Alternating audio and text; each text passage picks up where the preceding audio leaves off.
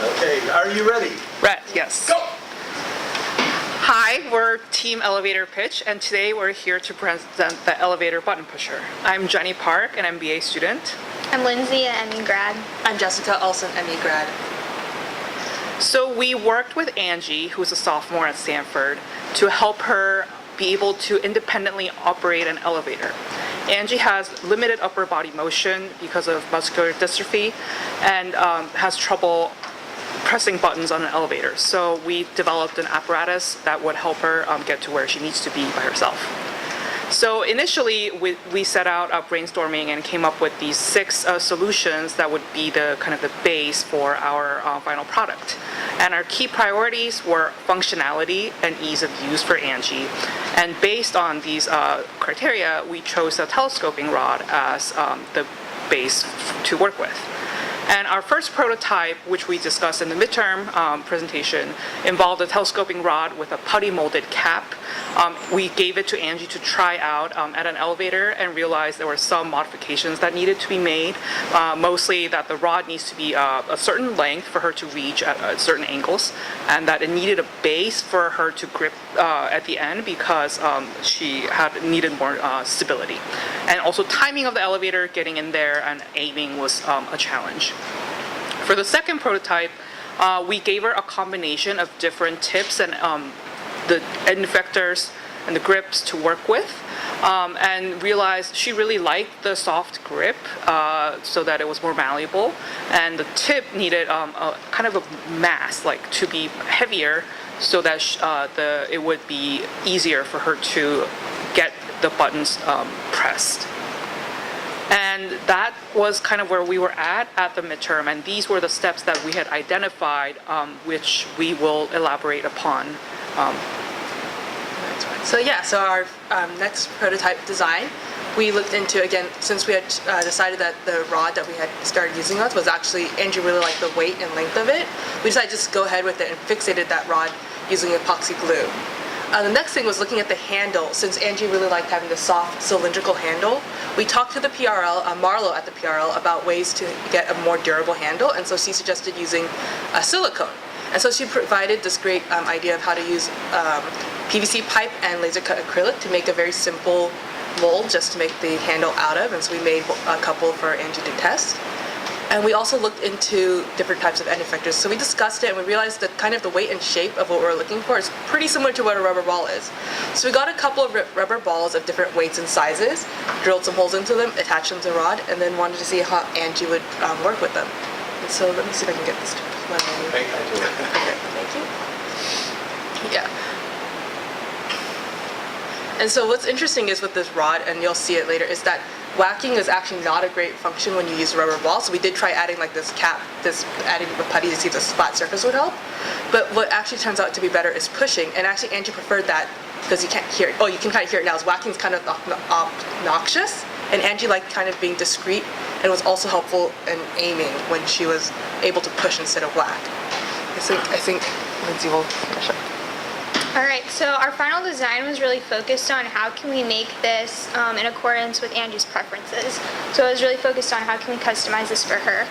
And one of the ways we went about that is we gave her prototype 3, and we asked her for a week, can you just go ahead and try living with this device and take it around with you, like where you would normally go, and try it out on all the elevators you encounter and let us know how this works, and then please give us feedback so we can make the final product the best that it can be for you. So we started out thinking about modifying the gripping element for Angie. We were concerned that the gripping element might get dirty. We saw some particles that were collecting on it, so that was a concern. So we thought about, well, what if we fixed some different covers over it to protect it? So some ideas were making a sewn or a zipper cover, or maybe making some leather covers that we could personalize with some embossings for her initials or the Stanford logo. But when we talked to Angie about this, she was very clear that she did not want anything that would call attention to her device. She wanted it to blend in with her chair as perfectly as it could. So we ended up making everything black for her request. And we also decided no kind of covering at all, because she really liked the texture of the silicone grip, so that's what we decided to stick with. So here are the main parts For our final design, you can see a couple of iterations that we made for the silicone grip. We were able to get it from like a gray color to a nice black, which was exciting. And then for the end effector, we also tried spray painting different kinds of rubber balls because rubber balls don't come in black. But we found that when we tried the spray paint, we tried a large variety of brands and different kind of textures, but the spray paint always made the end effector too slippery when we tested it out on the elevator buttons. So we ended up going with her second favorite color, which was blue. So this is a video of her using the final product, and this is her using a pushing method instead of the whacking. And it was really exciting to watch because she was able to navigate from start to finish, getting on and off the elevator. Oh, actually, can we go back because we missed the pushing motion? And she reported that during her week trial, she was able to get on every elevator that she encountered at the English department where she takes classes, at the Stanford Daily where she works as editor, at her friends' dorms, in her own dorm. Every elevator button she was able to conquer, which was exciting. One concern we had when we were testing is that there are different stiffnesses of elevator buttons and some of them determine more force than others to press. And that wasn't always successful with the whacking motion, but with pressing with that forward head-on force application, she was able to get on every elevator, which was awesome. So just to wrap up, we'd like to especially acknowledge Angie for all the time that she gave and all the feedback, and of course the PRL, and Dave for his guidance and advice on this project, and thanks to all of you guys for listening.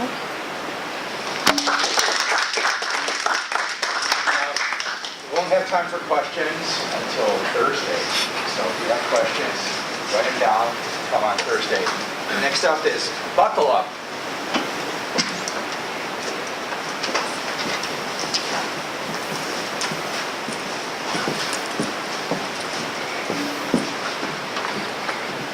Lisa.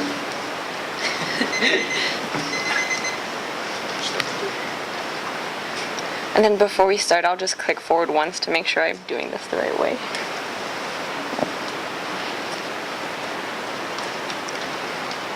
Oh. Sorry.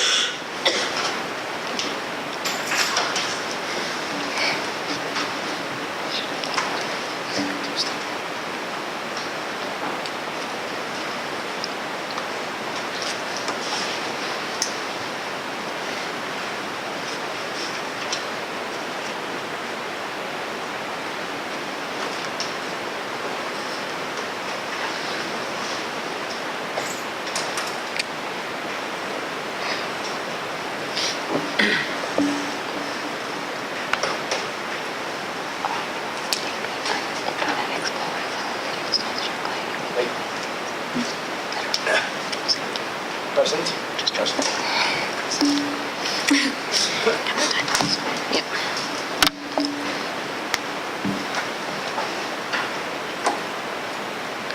Okay, and then Nice to see you.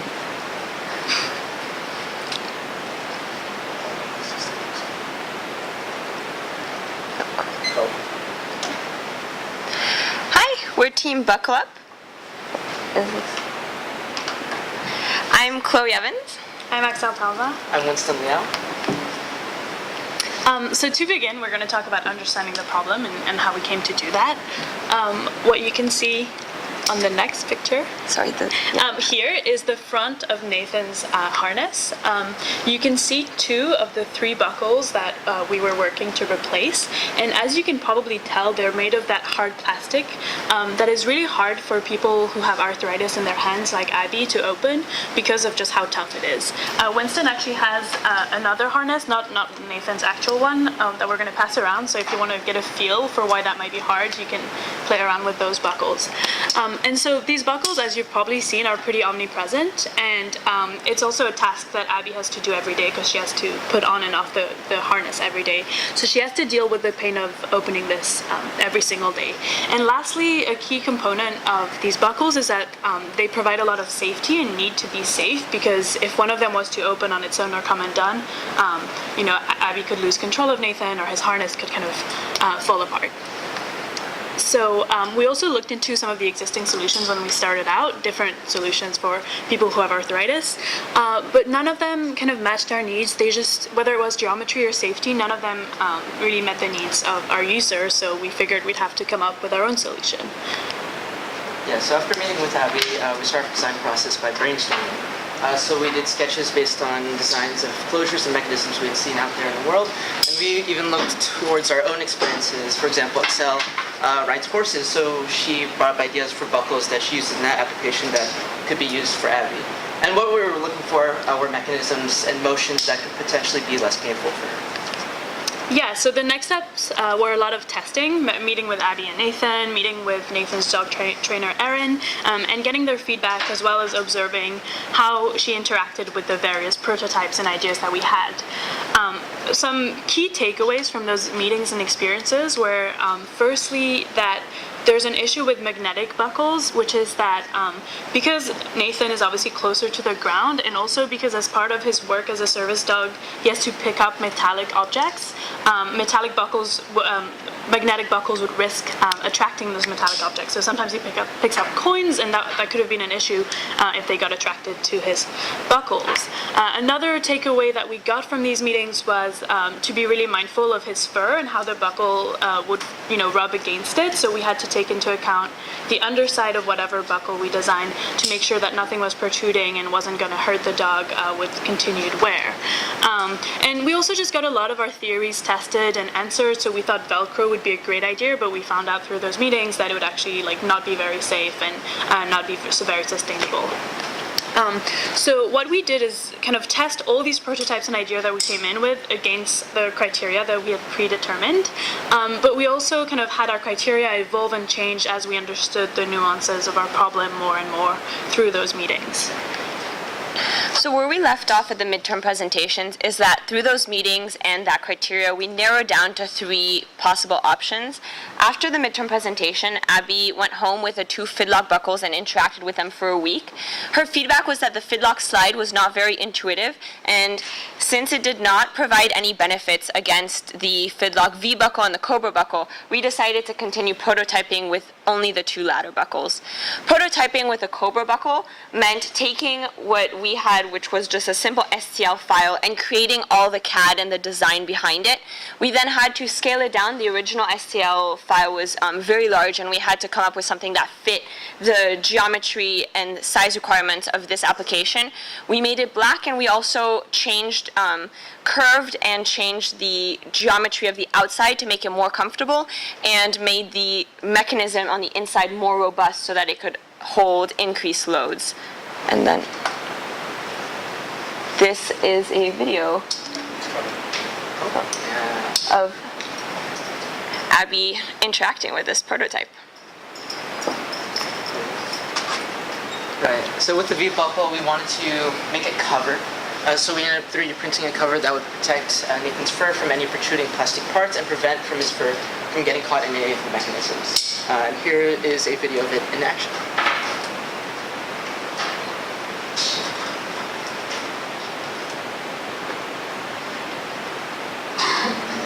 So as you can see there, it's very easy to open and close, but unfortunately we were unable to find a way to mitigate the issue with the magnets attracting to the buckle itself.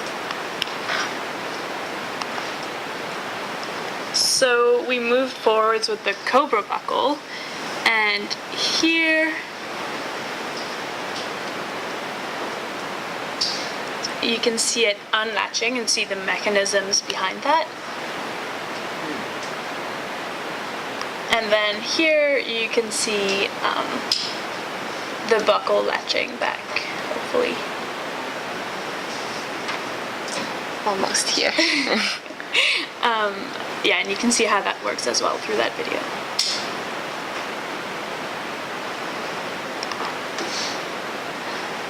So some of the features we designed into our kind of latest prototypes to meet the needs of our user Abby and of Nathan are firstly that it fits customized to the harness straps.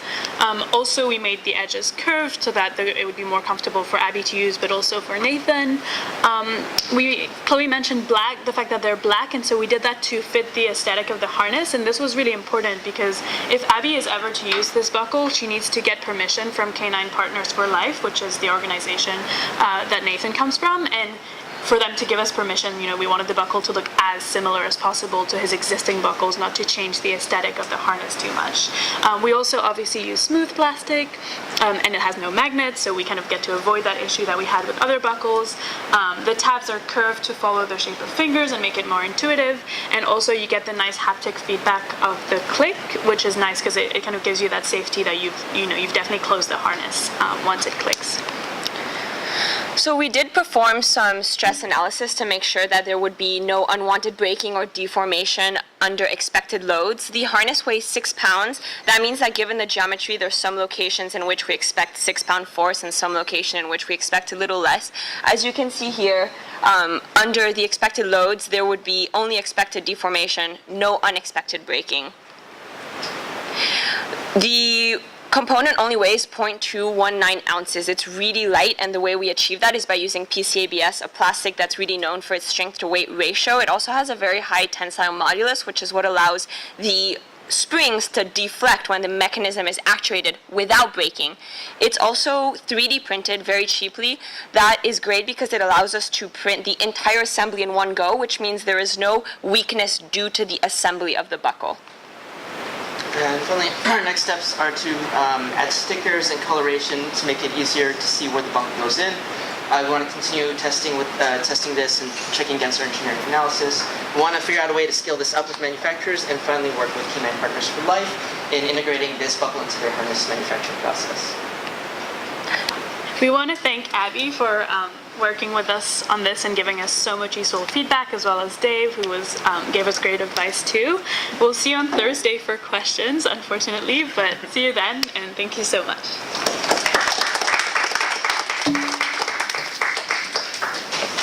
Next up is Travola.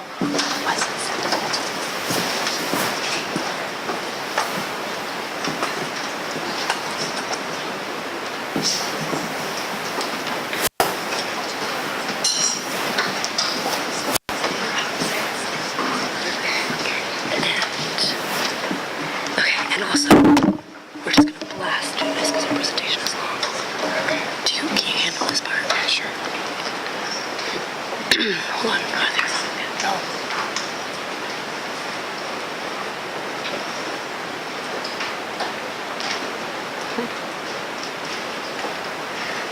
That's okay.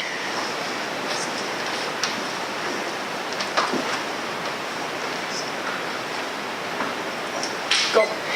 All right, hi guys. This is Team Travola, and we're working on Danny's lab tray. This is us, and Jenny's taking the photo. I'm Arkira, and I'm a junior studying SimSys and music technology. I'm Tony, I'm a mechanical engineering senior.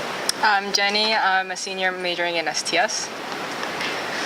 All right, cool. So this is a roadmap of what we're going to talk about. You can just see it right here. We're going to go through the problem, the solutions, what we came up with, our design process, our testing, our final product, and what we're going to do in the future. So here's the problem and the need. So we want to introduce Danny, our hero and motivator for the project. And so we wanted to first define the problem and need, and so we defined it as we want to design a lab tray that would hold his items and carry them without having any faults, and then create a lab tray in terms of need that doesn't take up more room than it currently does, and can be attachable, meaning it's like a non-permanent set of lab tray, and then also having a simple and intuitive design. Carrying over from our last presentation, of course, we need our table to be easy to store and deploy. It needs to be strong enough to support Danny's needs, like whether a laptop, food, laundry, and it needs to be impact resistant. Danny's house has like very tight corners, and sometimes the table might get bumped into those corners. This is the space we're working it with. It's just the side of the wheelchair. That's where we found we are least constrained, but we can't go past the restraint. We can't go past the space there. And in terms of existing solutions, there's a lot on the market right now, ranging from $12 to $400. So the ones you see right here are about $200. But then, while these may be solutions for the average user, they are not made for Danny, and they're still very expensive on the market. So in terms of our solution, So this is our new solution. It's a complete departure from our last design that we presented. We wanted to keep in mind the amount of time we had, and we wanted to deliver a prototype that would actually work for Danny and not just a design. So this new design is very simple. It's only 3 pieces, and it will allow us to quickly manufacture and prototype and receive feedback and then iterate it into our next cycle. And it's inspired by an auditorium table. So here it is, stowed and deployed. It's almost like an auditorium table, opens up. Just going over what we did in the last presentation. These are the factors. We want it to be simple, nothing too nothing crazy with buttons or levers. Practical. The whole point is individuality, like independence. Unobtrusive, can't take up more space, and detachable, not permanent to the wheelchair. Here are our prototypes. so before we came up with the actual prototypes, we did a lot of sketching, and we wanted to really find out what's already there that we can explore in terms of motion and the different functional component parts. So we sketched a lot of things that we were inspired by, of airplane tables as well as classroom tables that Tony mentioned, and also separate components as hinges and clamps. Our lo-fi was basically just inspired by a specific table, something that stores on the side, swings up, and falls over. This is our medium-fi prototype. In a sense, we took inspiration from the auditorium table, modeled it in CAD, and saw how the motion went. It looked really nice, and then so we decided to make a physical prototype now. This is basically the foam core version of it. Yeah. Okay. And in terms of moving on to the next level for this phase, we went to the machinery and laser cut it with acrylic and Duron. So this is what it looks like with the acrylic and Duron assembled together. For the discussion of the final design, basically it's just really easy to create. It's just 3 pieces, super straightforward to cut, and the assembly's pretty quick. It's just screws, 2 door hinges, a rockler. The cost of the hi-fi prototype itself was under $15. It's probably closer to 10, and our final product is closer to $70, simply because we used really nice material for it. It's super strong, essentially, and they're really large pieces that Danny can manipulate, so it's practical and does what we need it to do. Here's our user testing of the hi-fi prototype. We were lucky enough to go to Danny's house and have like drinks with him, and also at the same time, not those types of things, like coffee. Orange juice. Coffee and orange juice and pastries. And then we also fitted our prototype, our hi-fi prototype onto Danny's wheelchair and see how he used it. Here's a video of our very first time putting the product onto Danny's wheelchairs. We did not have to bring like a heavy instruction booklet either. He was just moving it, and then this was our very first time. After the second and third time that he was trying out the motion, it was getting smoother and smoother every single time. The table was sturdy, and it fits pretty nicely on this wheelchair. Yeah, it didn't bump any corners or anything, so it was sick. Yeah. And here's our final product. Basically, it's gorgeous. We have like this cool design on the side. Basically, these slots are going to be for hose clamps, which attach to the side of the wheelchair, which makes it really strong and stays on really nice, but you can always detach it with some screws. Screwdriver. So it sits on the side like this, and basically you just kind of swing it up, have it fall over. When you're done, you put it up, and you just let go, and it'll swing back down. It doesn't take any more space than you need it. This part is frosted, high-density thermoplastic, and the inside is wood, which is like, it's all nice, and yeah, it's really thick, sturdy, does the job. For the future work, this is what we plan. Basically, we just want to keep in touch with Danny and Stanford, make sure it's going okay. We'll look into making this design generally usable for other wheelchairs. There's no standardized wheelchair, so, I mean, do what you can. And we're going to consider mass production of this with like plastic just to make it even cheaper and accessible to all audiences. Thank you to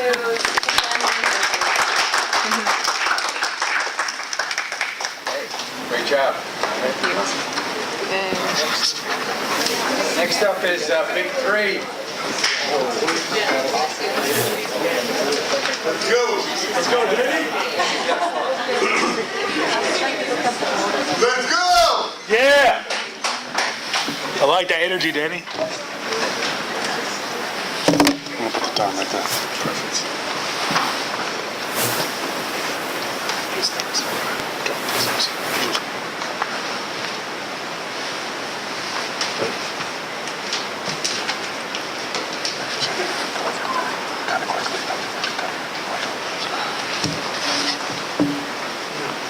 Are you ready? Ready. Go. I'm Brian. And I'm Austin. And I'm Jack. We're the Big 3. For our project, we worked with Danny and Stanford Stickney on a pickup tool. So I know you guys learned from this last time, so I'll hit it kind of quickly. The problem with Danny was he had a pickup stick that just was terrible. It wasn't great. And we wanted to fix that. So we talked with Danny, and we learned that he had a little bit of vision issues, as well as cerebral palsy that made it tough to pick things up off the ground. So we went over, we spent some time at his house. We had a lovely dinner with Stanford and Danny and all his family, and we said, you know, what can we do to help? We talked to him, what do you see that we need to do better? And we came up with 3 things. The stick needed to be magnetized, needed to be collapsible, and it needed to be able to be stored easily in his wheelchair so he could take it with him on the go. So our hope is that for this stick, it was going to alleviate a lot of the pickup process, because right now he was using one with, the previous stick was like a pincher mechanism. And so we wanted to help him get something that was much more efficient to make him more independent and also create some free time for Stanford as well. Yeah, so kind of moving on by talking about Danny's current solution, Brian already kind of touched on it a little bit, but as he kind of talked about, it was not really effective for what Danny was trying to do. Due to the limited dexterity he has with picking different things up, that also made it a challenge, and it was just, you know, not very realistic for him to be able to pick up his phone with something like this. So as Brian was talking about, we kind of wanted to move to a magnet stick.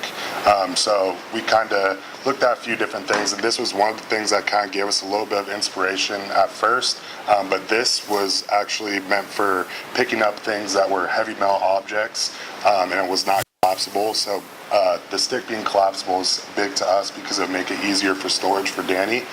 So looking at our second thing that we looked at, this was a collapsible stick, but this was meant to pick up small metal shrapnel, so it would not be strong enough to pick up something like a phone. So we did some research. So this is our first prototype, and one thing that we learned, this is a deconstructed umbrella. We took the umbrella part off, but when it would go in and out, we would find that it would get stuck sometimes when trying to make it collapsible or not. So when looking at adhesives, one thing that we wanted to do was get a magnet on the back of the phone. So as you can see on the right picture, that was kind of where we initially wanted to go towards, and this is actually on Brian's phone, and it's meant to mount on a car. And it wasn't strong enough, so we kind of had to play around with a few different things, and Jack will kind of talk more about how we went about that process. So, you know, going back to what Austin said, the umbrella stick just wasn't getting the job done. So we had to go back and look at, you know, something that's very lightweight, affordable, easy to transport, yet durable. And so what we came upon in our research is this walking stick.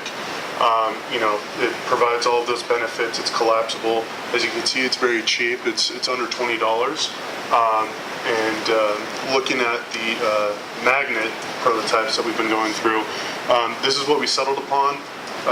Other magnets, we ran into problems with them being too flimsy, and a lot of them came with manufacturer's warnings that they would break very easily, especially magnet-to-magnet contact. Obviously, that's very problematic if you're using it to pick something up and you're connecting two magnets together. So these also had the added benefit of coming with double-sided adhesives that were the same size and shape of these magnets. So very, very compatible, very, very easy to use. Next part in our process, we had to decide what kind of magnet we wanted to put at the end of the stick that would be used to pick up the smaller magnets. And, you know, a big problem we ran into is two powerful magnets are very difficult to separate. Obviously for Danny, we wanted something that was very easy to separate. So what we came across was this magnetic armband. As you can see, its main purpose is to be holding metallic tools on your wrist. So we deconstructed that, as you'll see here, and this is kind of the tip of the spear, as you could call it. And on the left, you'll see the deconstructed armband with the magnet fused with the tip of the walking stick on the right. So some problems we ran into with the tip of the walking stick is its natural shape was more of a bubble, which had less surface area for the connection to occur. So what we did is we shaved that down, and we explored a number of adhesive methods to keep the magnet onto the cap. Initially we used hot glue, very quickly found out that wasn't going to be strong enough. We explored other methods. We thought about, what if we were to weld it? Obviously problematic if you're using plastic, screws. What we ended up deciding on was using crazy Gorilla Glue, very strong. We bound it together for 24 hours and then put it through a rigorous testing process, dropping it, picking up objects, and it's worked with flying colors so far. So now you can see this is a demonstration of our device in action.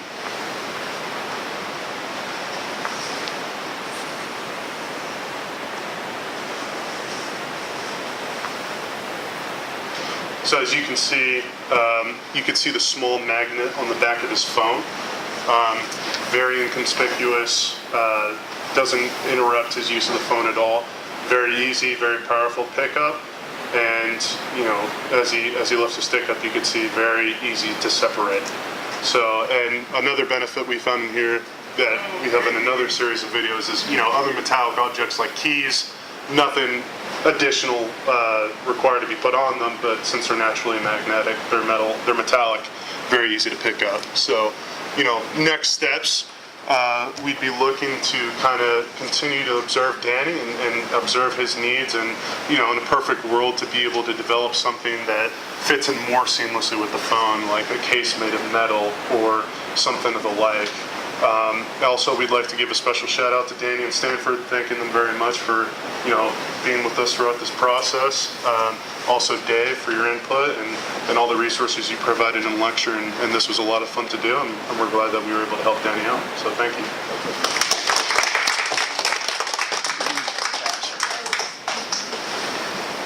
Next up, Kitty Cat Meow.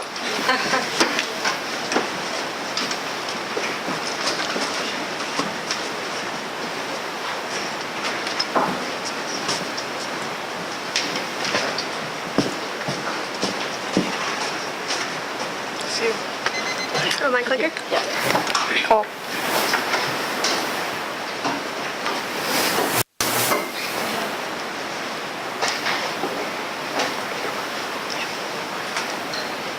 That's not the first slide. Okay. That's not the first slide. Wait, I'll go back. Nobody look. Okay. Okay, go. Cool. Hi, everybody. I'm Tita. I'm Lene. I'm Ashley. The last person is our project partner, Nick, and together we make Team Kitty Cat Meow. All right, and so we are working on the Hideaway Lap Tray project. And so just introducing our community partner really quick. Like, Nick is a longtime community member of Stanford's greater community. He's a student here, he's a psychologist, and he also is a great advocate for disability rights and people with disabilities. And so we wanted to work with him on his problem about not being able to hold things in his lap while he moves around. And so the big issue is that Nick has trouble when he is putting things in his lap of them not falling off or not being able to hold multiple things at a time. And so what we wanted to do is we wanted to look at what the impacts of this problem were for Nick, as well as people who probably could have similar issues to him as well. And the big issue is that it takes extra time and effort for him to move things around within his house. Additionally, there's an issue of decreased independence. Maybe he can't move the grocery bag, or his laptop can't fit on his lap comfortably. And so we want to make sure that this was something that would boost his independence.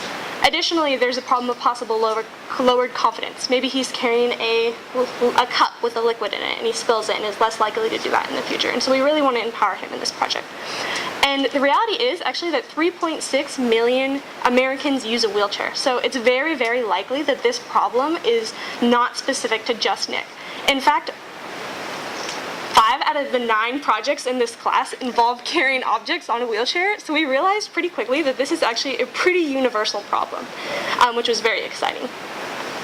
So the first part of our design process, we want to look at what current solutions existed out there in the market to make sure that we learn from them and also improve upon their designs.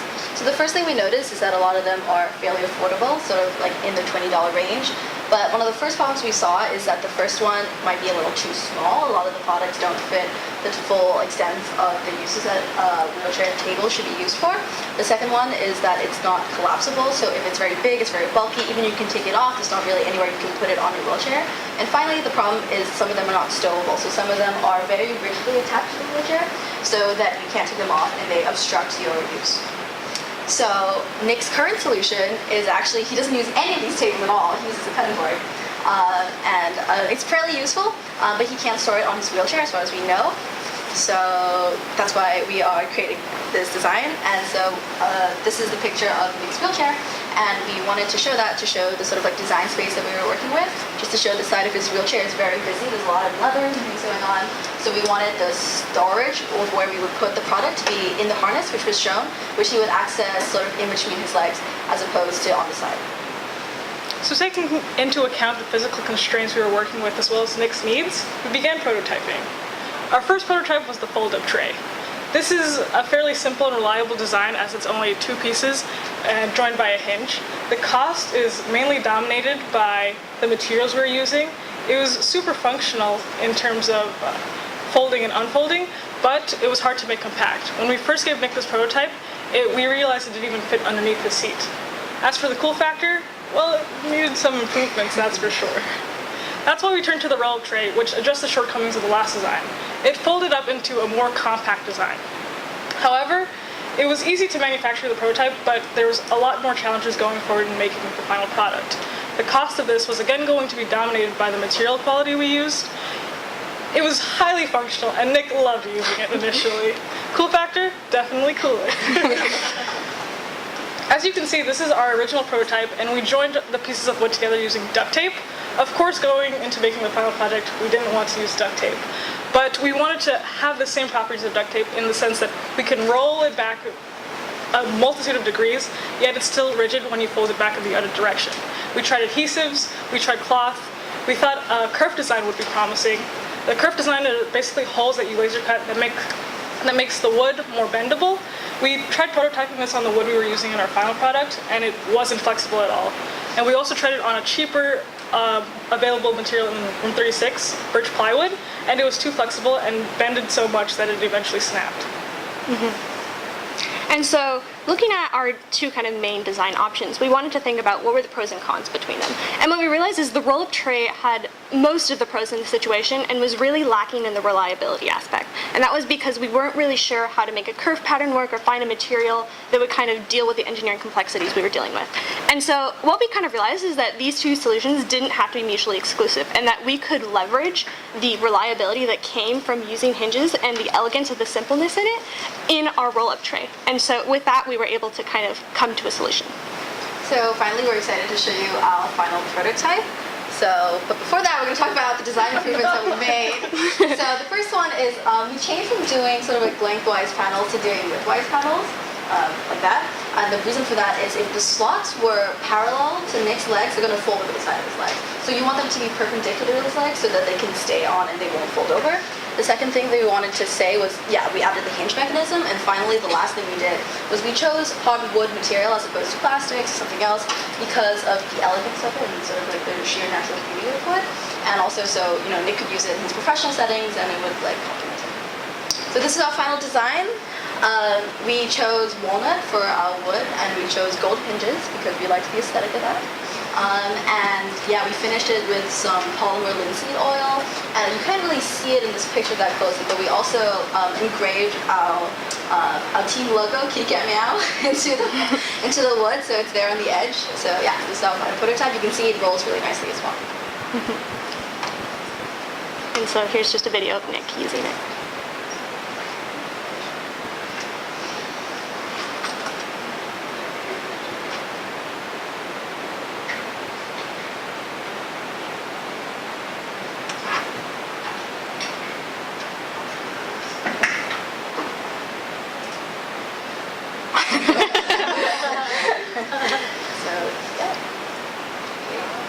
yeah, so some just points that we wanted to take from the video was that he's able to carry multiple objects while moving. We placed a cup in there and some round objects and they stayed. The second thing we wanted to point out was that it provided a sturdy riding surface. So actually the surface, even though it was rolled up, it was very smooth. And finally, we thought that we really liked it. We thought it was cool. So just really quick, moving forward, some things we would love to do is some long-term durability testing. That wasn't something we were able to do. We know wood is really durable and we know hinges are durable, but we want to see how long it could actually last for. Additionally, we wanted to explore some other materials. Hardwood's pretty expensive, and so we wanted to see what other things could work. And so challenges for pushing it to market are the wide variety of wheelchairs. This works very well with the Nick's wheelchair because it fits under the chair, but that might be a problem with other chairs. Additionally, like I said, the wood we use because we wanted the look of it, it actually is quite expensive, but it's not really something that I think would be an option for most people. So that's something we'd have to consider. Additionally, I think when we take away the nice wood, it might impact the cool factor a little bit, so how to kind of balance the cool factor with the price of it is an issue. Thank you.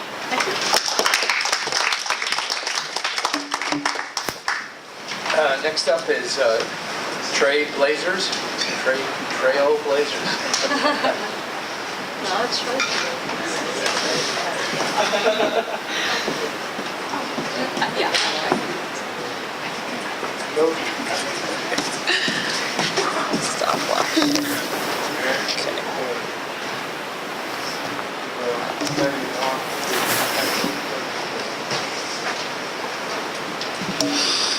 Tell me when you're ready.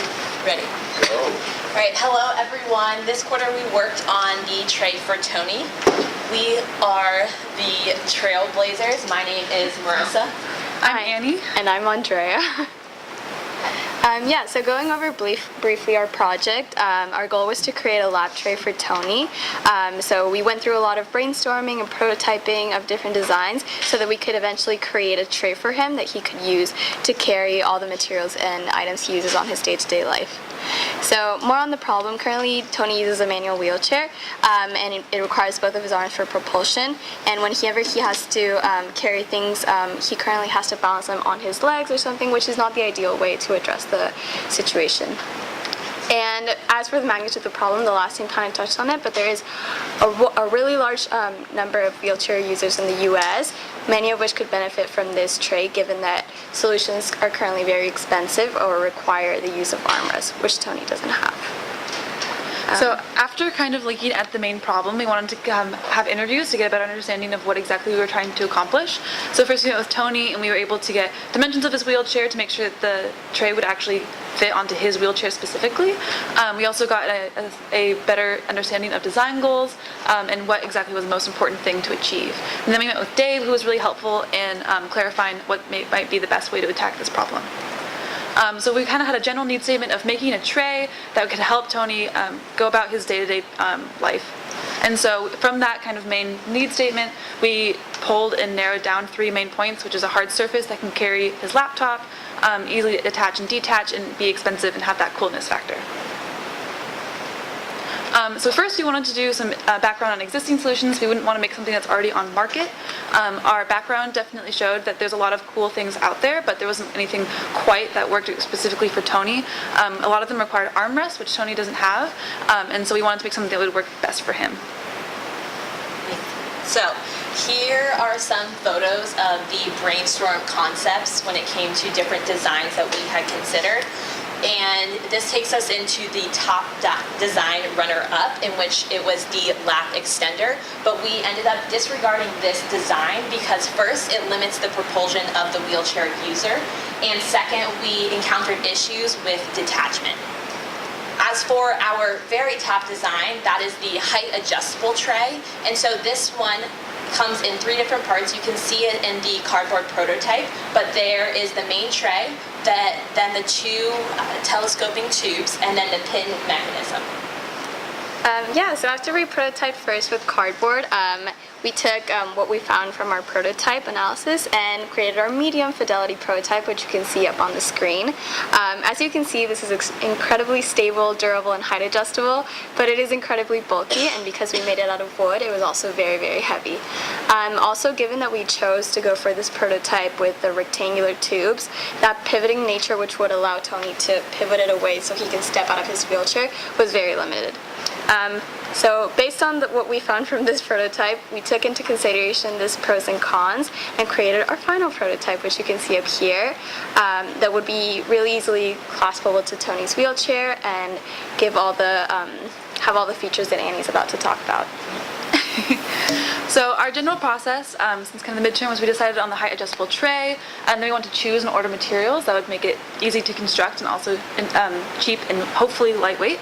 Then we ran into some issues of what we could and could not find on the market, so we took matters into our own hands, and we used a lot of 3D printing technology to kind of make something that would satisfy Tony's needs, and then we assembled and showed it to Tony. So for materials, we wanted to opt for something that was hopefully lightweight, so we opted for a lot of plastics and also hoped that would be inexpensive as well.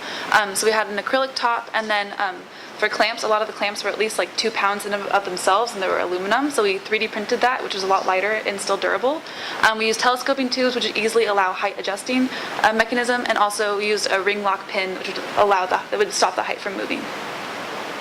So it narrows down to 4 main features. The first was height adjustable. We thought that maybe typing versus eating would do it at different heights, and so it would also allow maybe in the future for people who, like for other people in wheelchair users, it would be allow for them to use it. The second was a grippy surface. We added like a foam top to our acrylic plate, which allow a little bit of friction to keep things from sliding off. We also allowed a swiveling mechanism that would allow Tony to move it and then get out of his wheelchair in case he needed to. And we also wanted to make sure it was easily detachable, so it's storable. It mostly goes into 3 main parts, which is the table, the inner telescoping tube, and the outer telescoping tube. Some of our challenges that also Tony helped point out to us was a kind of tray weight versus stability. We ended up still making something that was really heavy, and he was talking about going to work. You're carrying around something that's like 5 pounds, so that gets really exhausting. So trying to find a better balance, maybe through more finite element analysis, to find what would be the best thicknesses to optimize weight and stability. Also increasing the ease of pin lock mechanism. Dave, actually, we met with him, talked about the potential friction, and it's definitely true. So finding a way of making the release of the pin a lot easier is something that we want to continue to work on. Also clarifying need to have and nice to have. After every prototype, we thought, oh, it would be so much more cooler if it also did this. So kind of trying to find out, continue on working on what the biggest needs are and how to approach those. And so looking back on this quarter and after designing our final prototype for Tony, we thought it was very important to actually reflect on what we had learned throughout this process. And the first and foremost being that we are now able to identify and address the different assistive technologies that exist on the market, but also where they fall short. And so that brings us into the main skill that we learned throughout the class, through lectures and prototyping and so forth, is actually how to design, prototype, and then manufacture something that can cater toward a user's needs. And then as for the future of work, we want to continue to think of different design adjustments that can really allow wheelchair users with different customizations on their wheelchair to be able to use a tray such as ours. And then again, we also want to be able to optimize the various resources, whether that's through materials or the staff at the PRL. We want to be able to optimize the resources that are available to us. And then lastly, for the future of research, we also want to emphasize the scalability of design. So that brings us to the end. We also want to say a big thank you to Dave and Tony and then the staff at the PRL. Thank you.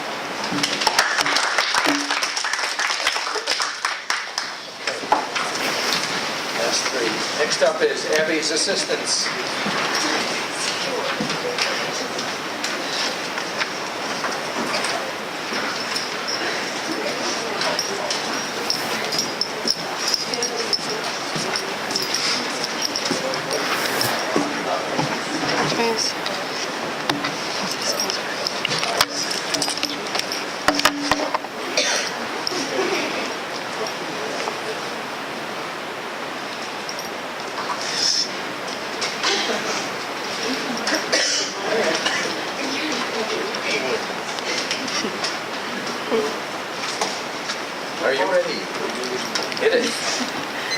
everyone. So I'm Anna, this is Ariana, this is Amanda, and the product that we're introducing today is called Secure Shop. So for this project we worked with Abby. She's an active health enthusiast, but she's also mobility impaired, which is why she uses a powered wheelchair, as you can see here. So Abby currently uses the Will Model M, which has no inbuilt storage. So every time she goes shopping, an issue arises because there's nowhere for her to store her like fresh produce and other things she's buying. So based on this, the design question we decided to explore was how can we improve the shopping experience for Abby? So to learn more about this issue, we went shopping with Abby to see her current solution and saw that she controls the powered wheelchair with one hand and holds her service dog Nathan with the other. And so she has to hold her grocery bags between her legs. And they'd often fall out and were hard to pick up. We also interviewed Abby and found out that she has difficulty maneuvering the wheel around tight spaces like grocery aisles because it's quite large. So based on what we saw and heard, we came up with 4 design specifications. So the product would need to have equal or more storage space. It would need to be liftable so Abby could operate it by herself. It would have to be hands-free and secure and also compact. But Abby isn't the only one affected by this problem. There's an estimated 3.6 million wheelchair users in the US. There's an extremely large power wheelchair market, but there are no bag attachments for Abby's specific wheelchair and for many other wheelchairs. So before we started brainstorming solutions, we decided to look at what's currently on the market. The first thing we came across was reusable shopping bags, which is what Abby uses now. These are the ones that they offer at Whole Foods, which is one of Abby's favorite supermarkets. The one in the top is problematic because, as Anna said, Abby has one hand on Nathan, one hand driving the wheelchair, so she has no third hand to carry that cart. The one in the bottom is actually really similar to what she uses right now. The only problem with that is that it doesn't make the best use of the space between Abby's legs on the wheelchair, and its shape lends itself to fall over easily. The second solution we encountered was that of motorized shopping carts. There's 2 problems with these. 1, they're not available at Whole Foods and Trader Joe's where Abby usually shops. And 2, Abby already has a wheelchair, so it's inconvenient for her to have to switch chairs every time she goes shopping. The third solution was that of wheelchair trailer carts. These hook to the back of wheelchairs. The problem here is 1, that it's difficult for Abby to rotate her body every time to put products in them. And the second one is that they make the area she occupies even larger. So navigating tight spaces is even harder, and it's more likely for Nathan's leash to get tangled around. So then we started brainstorming, and a lot of our ideas were inspired from the products that we had seen in the market already, but they went from everything from an autonomous driving car that followed Abby around in the supermarket to a metal rod that would go over her head on the chair so she could hang her bags from it, to pretty much a wheelchair trailer cart that swung around on the side, similar to the one we just saw. So we had to narrow that down 2 top design choices. The first one was a long bag that would make the best use of the space between Abby's legs on the wheelchair. It optimized that space. And then we realized, well, if it's completely full, Abby may not be able to lift it on her own. So then we explored a second choice, a second idea that was that of stackable or modular bags. We began prototyping. Our first lo-fi prototype was made of a plastic bag, basically, and it was a long bag. That's when we realized if this is full, we won't be able to carry it, to lift it. So we modeled the stackable or modular bag idea with boxes. Then we noticed that we weren't fixing the problem of the bags tipping over. So we made some straps out of duct tape and grommets in room 36 that would hold the bags in place. We then moved on to materials that were closer to our final materials. So we bought this outdoor fabric that's waterproof and weather resistant to practice sewing with it and see how that worked. We realized that although it was quite thick, it was still floppy and would tip over. So we addressed this by lining the sides of the bag with foam. And it was still flexible, but a lot more rigid. Yeah, so I'm going to tell you about our final prototype. We call it the Secure Shop, and it's a 2-part system with a custom grocery bag and a series of straps that attach to the wheelchair. So we brought it here. So I'm going to talk about some of the features. So first of all, this bag, the height is custom cut for Abby. So when she's sitting down, the top of the bag is like right above her lap. So she doesn't have to bend down to access it. And it's a rectangular bag, which is different from the existing bags in the market, so it's less likely to tip over. We've also added these grommets on the handle so that she can attach the bag to our strap system, which the straps attach around they attach using Velcro and snap-on rivets to the armrests of her wheelchair, so she can easily take them on and off and use carabiners to hook bags in place either by looping the strap on itself or just by using a carabiner to attach directly to one of the grommets on a bag. These straps also work with pretty much any bag that has handles, and we're going to show you some of the pictures of testing. So we had Abby test our unpolished second to final prototype, and overall she gave us some pretty positive feedback. She found that the bag's dimensions were appropriate for her and found the bag itself pretty easy to use, and it fit between her legs nicely. She did express that she wished that it had a zipper on it so that her groceries would stay cold longer.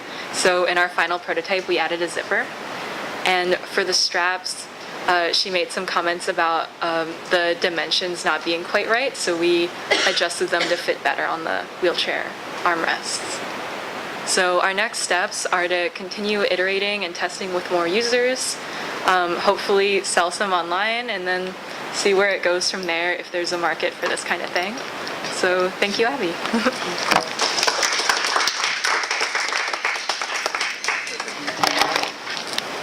Thank you. Next up is the Magical Bridge team.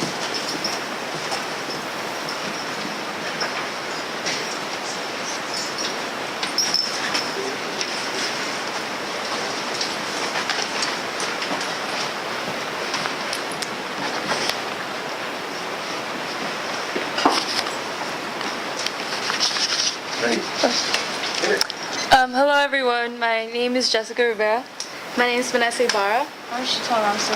And we are the Magical Bridge team, and we are here to let you guys know about our project, the Caterpillar.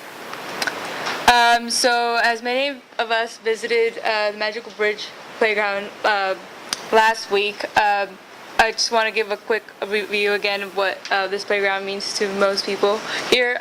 So this playground is very different in the sense that it is meant to be open to all people, all sizes, all people with different abilities and so forth. So it's not your typical playground, and it's something that's, once you step in there, you see this magical feel and have this fun sense of, seeing people from all ages having fun.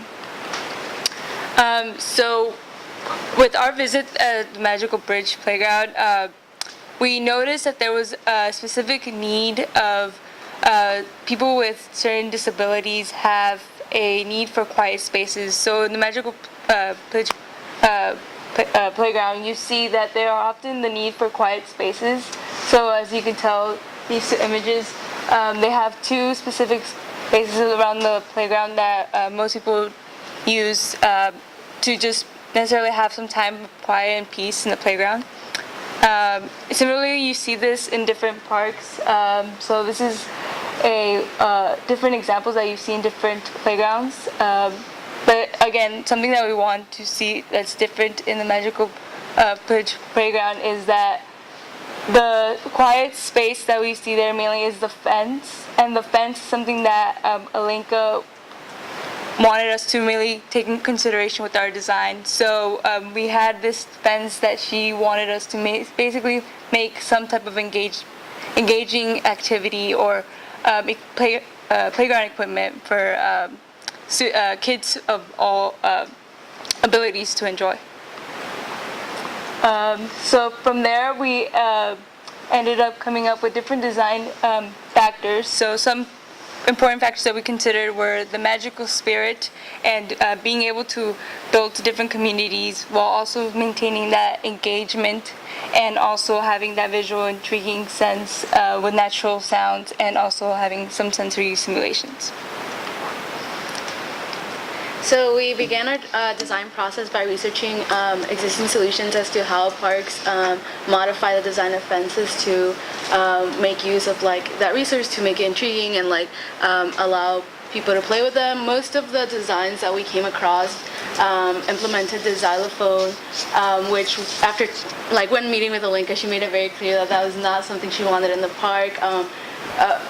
It sometimes needs like detachable things that can be taken away, but also like if a kid is young and it's just like whacking the xylophone, it doesn't really create a very like pleasant experience for other users in the park. A lot of other solutions were more like aesthetic pieces that just like painted the fence or created different fun shapes, which is cute, but it didn't like meet the need of having an intriguing and like engaging experience for our users. So from there, we started to brainstorm, keeping in mind the important factors that we had come up with. These are our top 3 designs. We thought about implementing some wind chimes because they have like a very natural, magical sound, and we could play with the texture of the actual wind chimes. We thought about some spinners. We learned from Alinka that having like this repetitive and like predictable motion is very calming to people with ADHD or autism. And then our other design was the caterpillar, which is basically would go along the fence, and there's a ring with slits on it, and you guide the ring through the fence, and it's kind of like a puzzle of how to get the ring past like the rod in the fence. After coming up with those 3 designs, we met with Alinka again, and we all ranked the design, each of the factors of how well each design met that factor.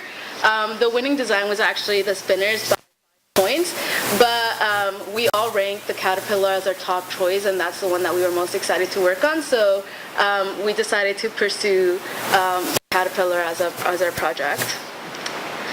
So now knowing that our caterpillar was a design, we went back to researching again how we could implement some of the factors that we were looking at, like sensory stimulation in the rings. And these are things that are on the market. I think the monkey rings were like specifically made so you can feel the spikes, but then we also looked at toothing rings for babies and things like that to kind of inspire our design. And after having those ideas in our mind, we started prototyping. So our first prototype was more of a proof of concept. We implemented the spikes on the ring, as you can see from like our research, and then the arrow is pointing at the slit, which you can get through the rods. So we played around with it, and it worked pretty great, and Alinka was pretty excited about it. So we continue moving forward with creating a final prototype, which Sheetal will talk about. So final prototype consisted also of the fence. Like even though actual product is the caterpillar, we actually needed, even just to show that the caterpillar was going to work, we actually needed a model of the fence. So basically we ended up building this fence out of wooden rods that we had to like align with a lot of detail and attention, which was a little hard to do, but we spent a significant amount of time in the wood shop. Getting it to look basically as close to the fence as we could. And this fence is also as close in terms of dimension to the actual fence in the park. Since we can't take all of you guys to the park again to test it, we brought the fence to you. And then talking about the attachment, so the way that we built our final designs were through a series of balls that were attached together with a fishing wire or a fishing line, and then we used these triangular hooks to attach it to the wooden rods. Also, we laser cut several rings in order to have the variety in designs and texture that we wanted for our rings. So this is our final design. As you guys can see, it's pretty, we don't have it with us, but it's pretty massive. It's like around 49 inches by 12 inches, and it consists of a lot of balls that are attached together with the rings. So as we said, we have the rings that are laser cut, the balls that have texture to them through the different holes, And we have the attachment through the triangular hook and fishing line. In terms of cost, it ended up building up to a lot, but it is worth noting that only a third of that cost is actually what went into the caterpillar itself. So this is a demonstration of our product to show how the ring, you need to understand how, or get a sense of how the ring actually goes through the bar. Oops.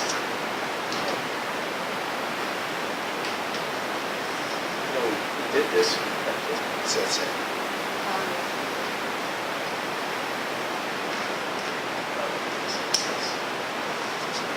Go back.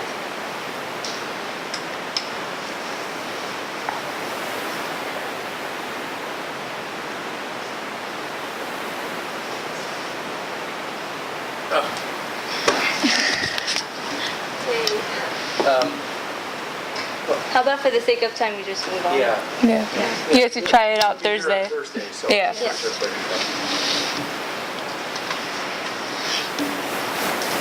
Okay. Yeah, moving forward, I think we just need to think a little more in terms of material because this was still our final prototype. So we need to think a little more about what actual materials, once implemented in the park, can bear with the weather challenges such as rain, and also how that would scale up, especially in terms of cost.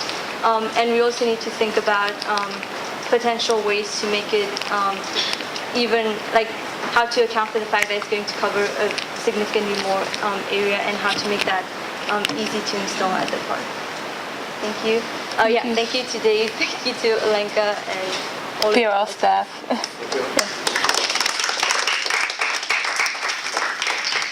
Last but not least is Bean Machine.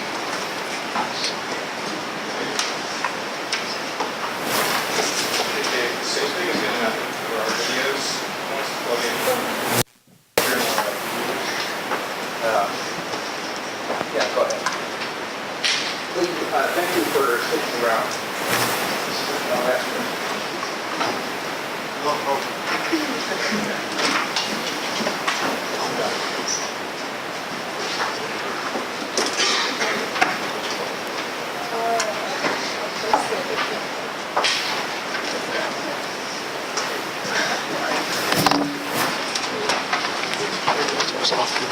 Yes, sir. I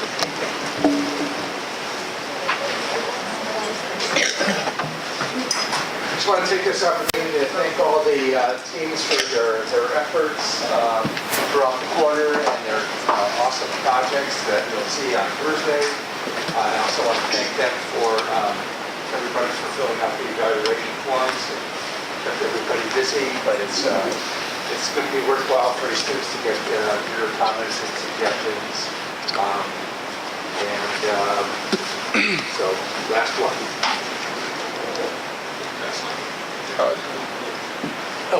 Do we have the thing to plug in the clicker?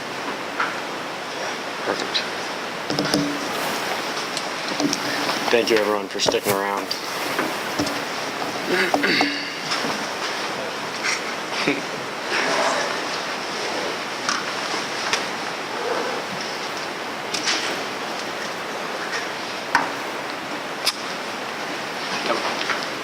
You might have to walk off. Oh, I gave you the wrong one. Oh, that makes sense. Give you the mouse one. Sorry. Good.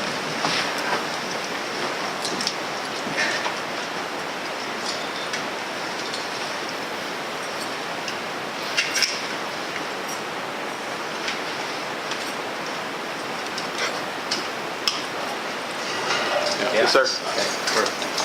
All right. There's always one technical problem. Okay, we are the Mean Machine, and we created the device that we named Danny's phone and cup holder. I am Cameron Scarlett, and my team members are Ryan Dazitsky and Jack Barber. Here are some pictures of our time throughout the quarter spent with our man Daniel. Yeah, so this is our man pictured, Daniel Stickney. He's 25 years old and a 4.0 student at West Valley. He has worked on with various projects with Google and Apple, as we saw, and serves on multitude of board of directors. We've noticed that he's developed a large network and is very dependent on his phone now, since he has so many contacts. He deals with cerebral palsy on a day-to-day basis, which affects 17 million people worldwide, and 30% of those require wheelchairs. Daniel has reduced mobility in his upper externalities and impaired vision and restricted hand dexterity. Throughout the quarter, we were fortunate enough to have some personal meetings with Danny. We had a potluck dinner at his house. We went to Starbucks and hung out with him after class a couple days, and just really we're trying to see what his needs were and get the different design needs that we thought we would incorporate. And the key insights we developed were Danny is a well-hydrated man, and he often drops his phone, and it's quite a hassle for him to pick it up. The needs that we developed for our device was it needed to be strong so that it could carry a 32-ounce water bottle along with his phone. It needed to be detachable so that Stanford could put it on whenever he wanted to carry his water bottle around along with his phone, and needed to be lightweight and sturdy. We started off with just the water bottle, but then we figured out it would be useful to also incorporate this place for his phone as well. So yeah, through our interactions, we found that we needed to include both a water bottle and a phone holder for his device. And we didn't want to reinvent the wheel in terms of the cup holder. We think it's a pretty marketable product. It's already existed, so we just wanted to form the device around the cup holder, or sorry, the phone holder, which you can see in the rectangular slot below the circle. So we began by looking at some existing solutions. The top one, we weren't in love with the canvas material. We thought it would be too flimsy to hold a full water bottle as well as a phone. The second one, the little screw on the bottom left, was a little bit too tough for hand dexterity, limited hand dexterity. And the third one, we thought it would get in the way of Danny's active lifestyle. And it's important to note that none of these products actually aim to hold a phone and a water bottle at the same time. Now, to get into like our physical form, we went to the PRL and formed a pink foam core model. We did this just by cutting some of the intricacies with a special wire cutter and then gluing the product together, which took us to our 3D prototyping phase. We thought this would be great. We thought it wouldn't require too much effort on our part, but we were mistaken. We had to learn Blender and conduct force analysis on SolidWorks, and that actually was inconclusive. If you see in the middle design, that would actually take 30 hours of constant 3D prototyping, and it was actually, like at the end, it wasn't sure that it could hold a 32-ounce water bottle and phone. So there would be several breaking points, which led us to our laser cutting prototyping phase, which Jack will talk about. Once we recognized that it was going to take 30 hours and it was somewhat inconclusive, we were kind of stuck in a little bit of a rut. So we reached back out to Stanford and Danny to kind of see where they thought we should go next. And they emphasized three things, kind of the size, sturdiness, and strength. So we went back to room 36 in the PRL and asked for the TA's help in what they thought we could do to accomplish those needs, and we were led to laser cutting. So because we had that original Blender file, we were able to take the outline of the Blender file, as you can see in this left photo here, and they suggested we use a wood called basswood. So we went to Ace Hardware and bought 7 sheets of basswood to cut it out of. So we had that original file, which was great, and then as you can see pictured to the right, we added 3 screws that we could fit in to connect the 9 pieces of wood together, along with this circle here to hook up what we hoped to be a connecting device. And we were trying as best we could to make the phone cup holder as short as possible so Danny didn't have to reach over as much. And this next photo here, you can see our final product. So this is 3 inches, so it fits right under his armrest, which is perfect, and it only extends 6 inches, so there's no need for him to be rocking too much, and everything is right within reach, which we'll show on our next 2 videos.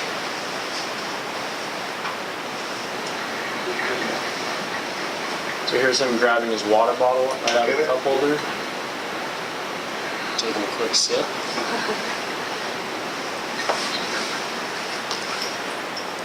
And then here's him operating the phone, which we placed right in front of him because we always wanted him to be able to see if he was getting any notifications without the water bottle blocking. That looks really recent. It's the beginning of class. Can you go back to Cam?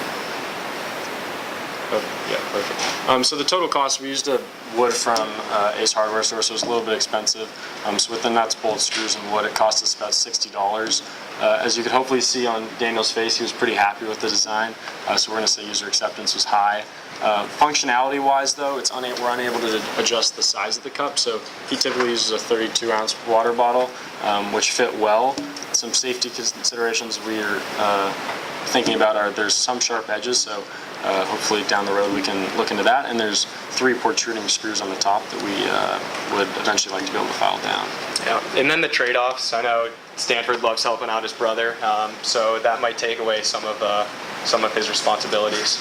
That's a trade-off you don't really expect to run into.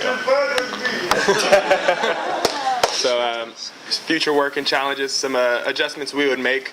Our product or our device looks pretty industrial right now, so we would want to maybe get rid of the screws to make it look a little bit smoother. Add to the coolness effect. It's made of the basswood, like we said, but we know that it could be made of some color.